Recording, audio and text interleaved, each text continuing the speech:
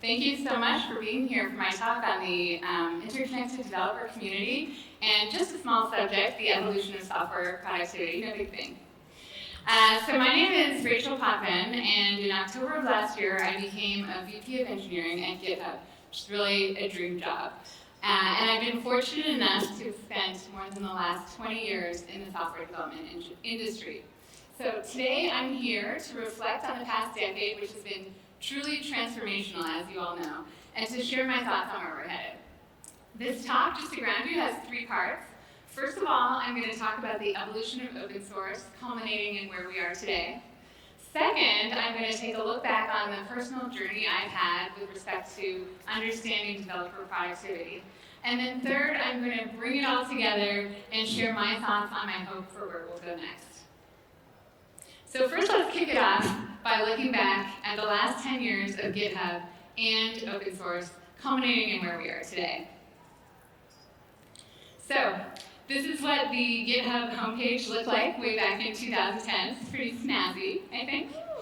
The site had been around for about 2 years at that point, and early open source projects hosted on GitHub included Node.js, Ruby on Rails, and even Bitcoin.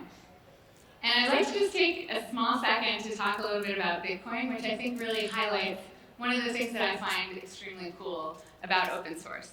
So obviously, Bitcoin is a technology for financial transactions where security and trust are just fundamental. And sort of naively, earlier in my career, I used to think for very sensitive pieces of code, you wanted to keep them highly protected, locked down, and limit visibility. But at this point, it's sort of generally understood that more eyes on code lead to more robust solutions. And of course, the same holds true for security as well. And it also turns out that limiting visibility of your code, while you might think that would prevent bad actors from being able to take advantage of vulnerabilities, it actually has a bad effect on your code quality. So what Bitcoin has done is they've obviously opened up this technology to the world. When you think about it, we trust our financial institutions to handle our transactions because of laws, regulations, maybe they would get brand damage if they did something wrong. But we can really trust Bitcoin technology because we can see it. So open source really provides this capability to validate technology by opening it up to the scrutiny of the world. Okay, so let's move on through the decade. That was a little bit of an aside. Okay, so in 2011, this trend started to take hold, which is really important for open source and for the world of software development, which is, of course, continuous integration and the sort of more modern DevOps automated workflows. So back in 2011, Travis CI submitted their first PR, and the Jenkins project started at around the same time. So I think these are 2 really phenomenal open source projects that really changed the world. And by the way, as I do this look back, I apologize if I don't call out your favorite open source project, because there are so many, but I really think these are 2 very good examples that sort of helped build this world that we're in now of sort of these modern automated DevOps workflows that are really flourishing. So if we jump forward to today, this trend has obviously continued. And we can kind of track it on GitHub because a lot of technology for CI/CD is directly integrated with GitHub. And so we can really see that use of this sort of modern DevOps workflow is really increasing, and automation in general is increasing in developer workflows. GitHub Actions now makes it easy to create and share custom software development lifecycle workflows directly in your repos, just like you would code, making it easier to share and build on the work of others. In fact, I think we see around 1 billion API calls to GitHub on a daily basis, which sort of is propped up by this movement. Okay, next, moving on, containers. You probably knew I was going to talk about containers. So way back in 2013, the Docker project was started. And in 2014, Docker 1.0 was launched on GitHub, bringing Docker's container program to enterprise data centers and to the cloud. And obviously, Kubernetes was another huge step forward in the container revolution. This project, which was open sourced by Google in 2015, simplifies container orchestration and supports large-scale cloud-based applications. Projects like Docker and Kubernetes really kicked off this container movement, simplified DevOps, and freed teams from their infrastructure, allowing them to focus on their applications and what mattered most to them. So looking forward to today, this graph shows unique contributors to Kubernetes, which has hit 18,000 in January of this year. So in the last year alone, Kubernetes had 7,000 unique contributors from around the world and was one of the top 10 most contributed to open source projects. Looking at this from another angle, Kubernetes is also now used by over half of the Fortune 500 companies, which is one sign among many that open source has fully landed with enterprise developers. Okay, moving forward to 2015, I call this trend Enterprise Developer Tools Advanced in Open Source. In 2015, Microsoft open source.NET and VS Code. And VS Code is a really cool story. So today, Visual Studio Code is used by 8.5 million people every single month. But also, it's a really true community endeavor. So it has had the most contributors of any project on GitHub for the last 3 years running, which is really impressive. And actually, we sort of see that many of the top projects on GitHub today originated when the tech enterprise giants decided to enter the world of open source. So I find that a pretty cool trend as well. Okay, moving on to data science. If you were taking bets, you might have guessed that I would talk about this. This one is also pretty near and dear to me because at GitHub, the data science org is within my organization, and I care a lot about what they're doing. So Google first made their machine learning library TensorFlow public in 2015, and today data science and machine learning have just absolutely exploded as a domain on GitHub. And actually that's powering a couple of related trends, which are also cool. So in 2019, we actually saw that Python became the second most popular language on GitHub, surpassing Java and right behind JavaScript. And that was driven largely by activity in this space. Secondly, this trend is also pretty cool in that it's contributing to broadening the GitHub and the open source community to a set of people who aren't all traditional software developers. And by the way, I really believe that these people deserve the tools and automated workflows that software developers start to take for granted today. So we hop forward to TensorFlow today. It really is an excellent illustration that highlights the interconnected nature of open source. So you can see that the project has thousands of direct contributors, but when you start to look at indirect dependencies, you see that that number jumps to tens of thousands of contributors, which is really fantastic. And then if you flip it around, sorry to be throwing so many numbers at you late in the day on a Friday, but there are 46,000 dependent repos that rely on TensorFlow, building on top of the project's network of dependencies. So TensorFlow is really the go-to tool for data professionals creating machine learning models, but there are also many other libraries and packages that are contributing to this trend. For instance, I can call out the Pandas library, which makes it easier to wrangle data in Python. And I'd also point out another trend that over the last 3 years, we've seen triple-digit growth rates for Jupyter notebooks hosted on GitHub.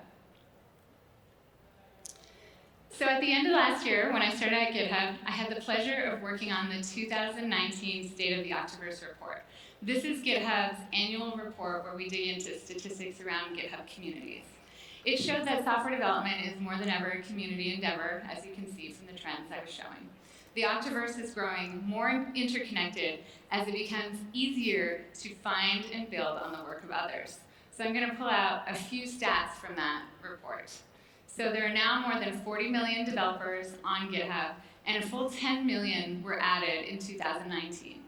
We actually predict that we'll reach 100 million developers by the year 2025, which is pretty exciting. There are now more than 100 million repositories on GitHub, and a full 44 million of those were created in 2019 on every single continent on Earth. In fact, there were even repos created in Antarctica, and I like to think of what kind of science was happening down there, maybe some data science, actually.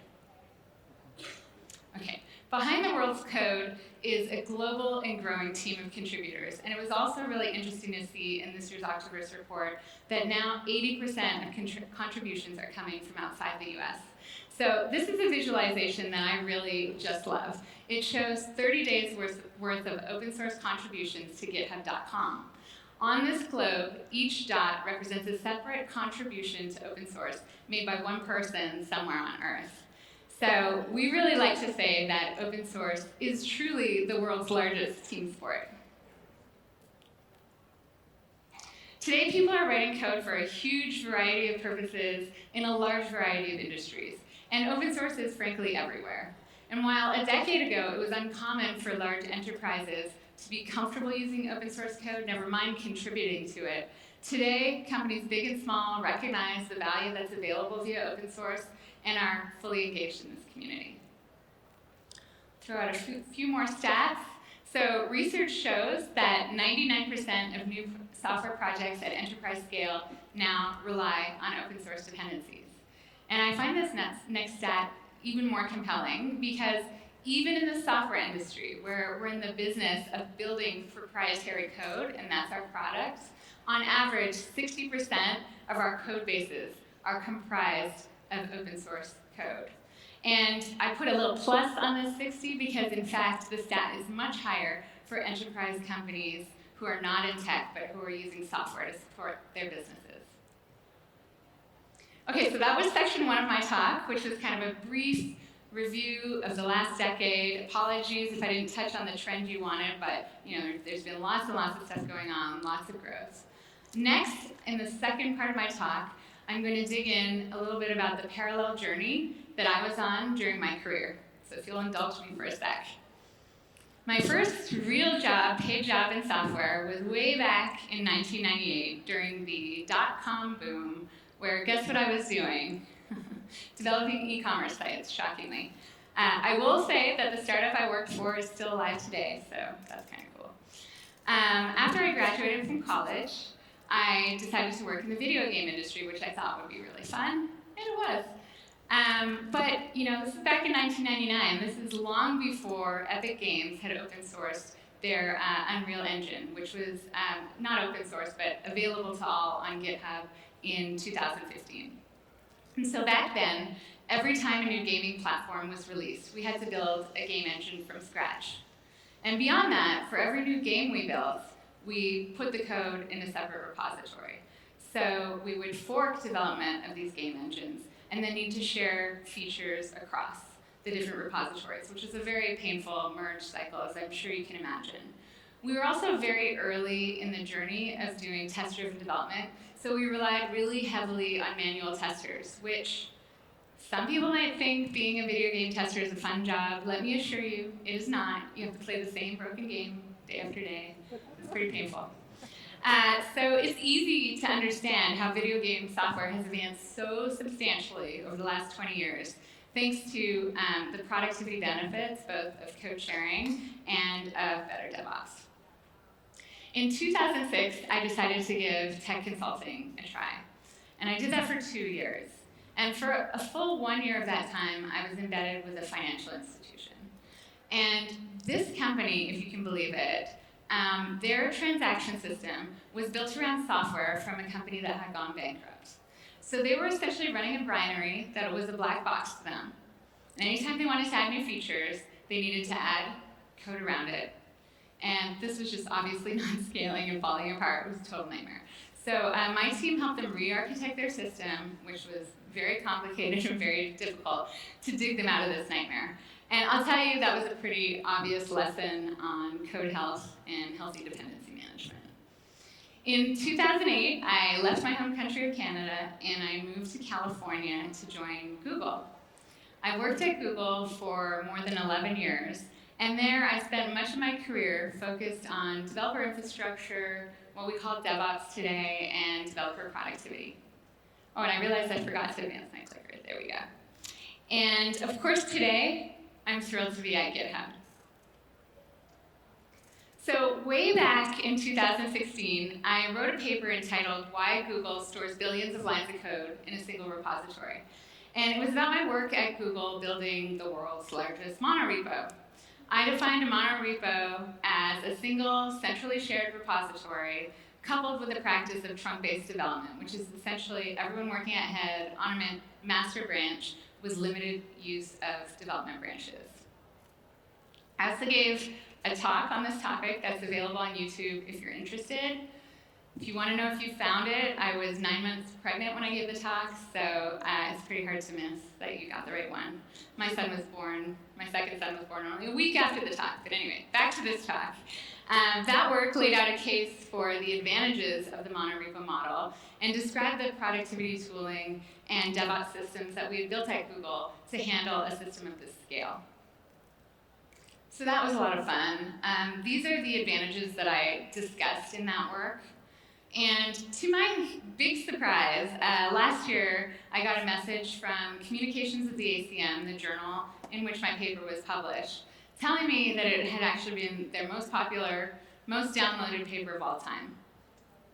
It was very surprising to me, but it did help explain why over the years since I published that paper, people were frequently coming to me, asking me to consult on their journey to the monorepo model. And this was very personally frustrating and sort of awkward for me because I never really had a good answer to give them. So we did think about, could we offer Google's technology to the world, but that just didn't make sense.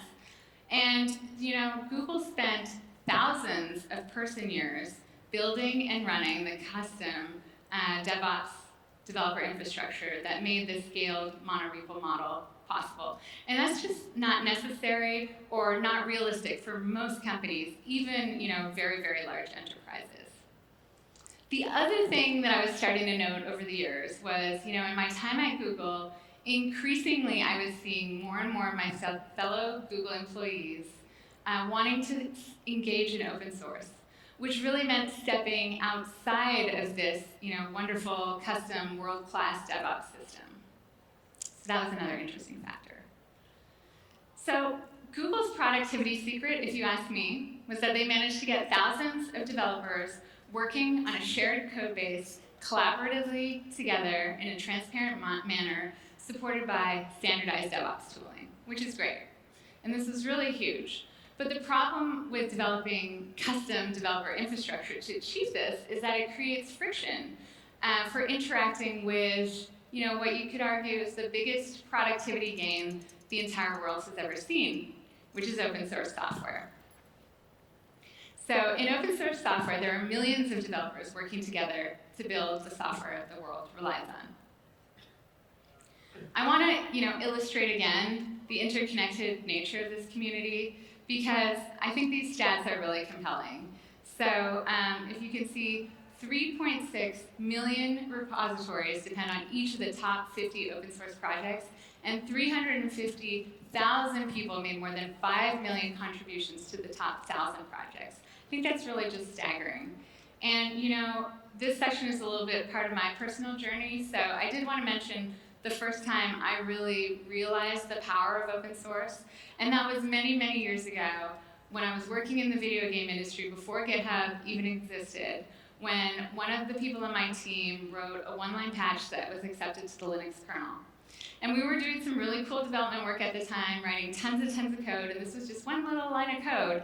But the amount of pride and value that this person placed on making this contribution to the world was so substantial. And that really helps me understand some of this motivation behind being a part of open source, which is a movement that I think is really changing the world.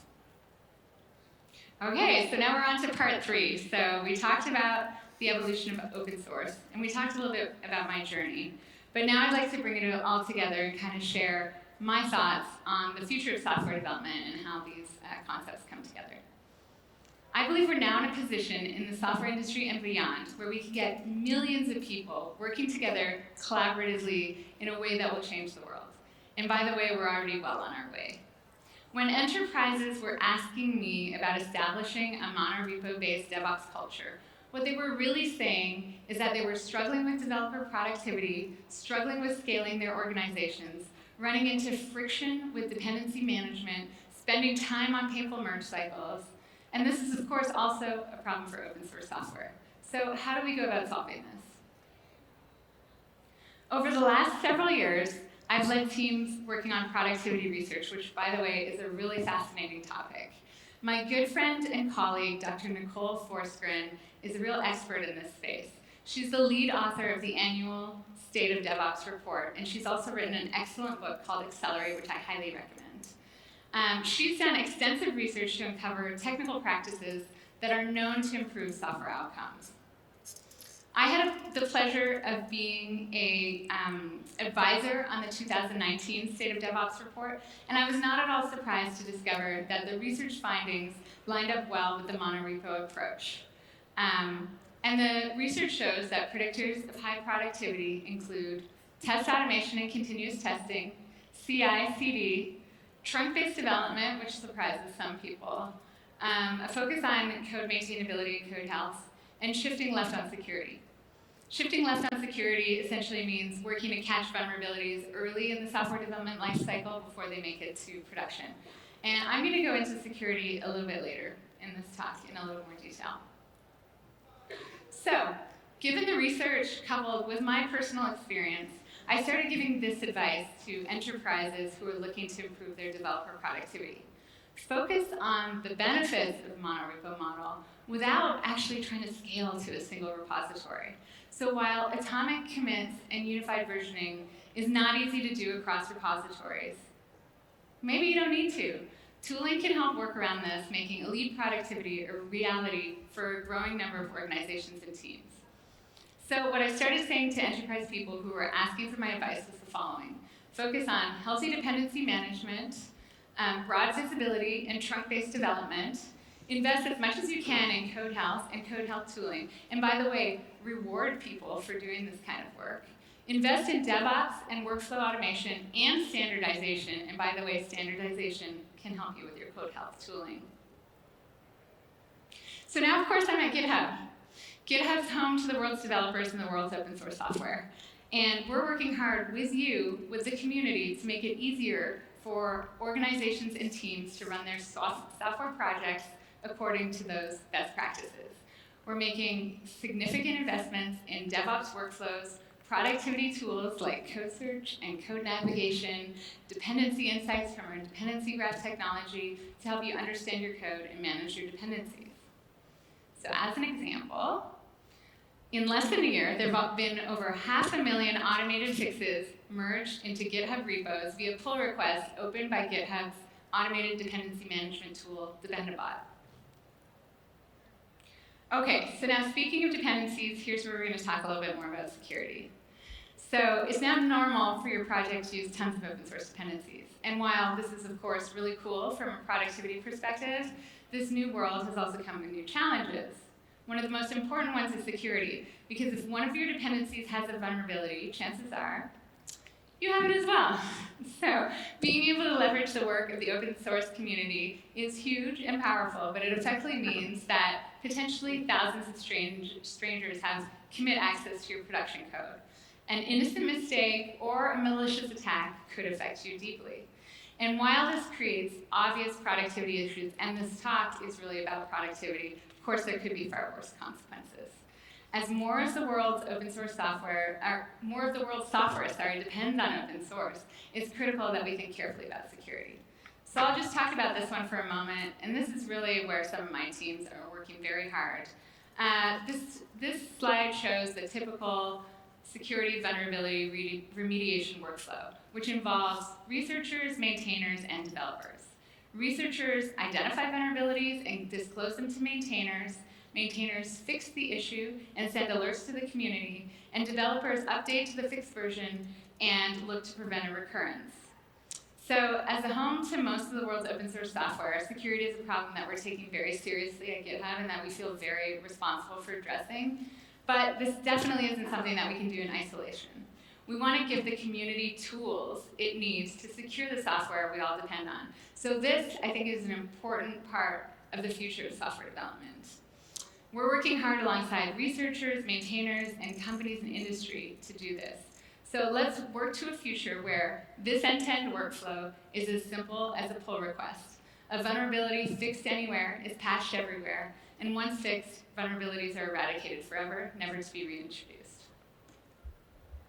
So, in conclusion, the future of software development is happier, more productive developers. And here's my take on productivity best practices. Healthy dependency management, choosing dependencies wisely, and updating early and often and even automatically. DevOps and automated workflows preferring standards and consistency over unique or specialized approaches, trunk-based development with small, frequent changes vetted by automated testing and CI, investment in code maintainability, encouraging standard policies and making time and rewarding code health work, encouraging code and workflow sharing and cooperation, especially building on the power of open source, and taking a community approach to solving security for the world's software. At GitHub, we want to partner with you as we build what could be considered the world's monorepo, with features and improvements to make these productivity best practices a reality for all. The future of software development is also a next generation of developers that is broader and more inclusive than anything we've seen before. So I find this really cool. Almost 50% of people that come to GitHub today are entirely new to programming. And our education programs are on fire, with more than 1.7 million students taking advantage of our learning credits to kickstart their journey. So I'd like to give you a call to action here. There's one thing that we know that's known to improve inclusion in open source, and that is better documentation. So I did want to give a huge shout out to all my amazing tech writer friends, but also everyone who invests in documentation. Let's get writing. There's no shortage of problems in the world today, but open source is really a bright spot that brings people together from around the world solving problems in a collaborative way. I believe that the success of open source is not driven by large, faceless corporations or tech CEOs, but rather by the desire of individual humans, enterprise developers or not, to connect and to contribute to the world. Together, we can tackle some of the biggest problems that face us. Every day, more than 6,000 people around the world are creating their first pull request. So now I'd like to take a moment to welcome the next generation of developers, data science practitioners, researchers, and more to GitHub and the world of open source. Thank you very much.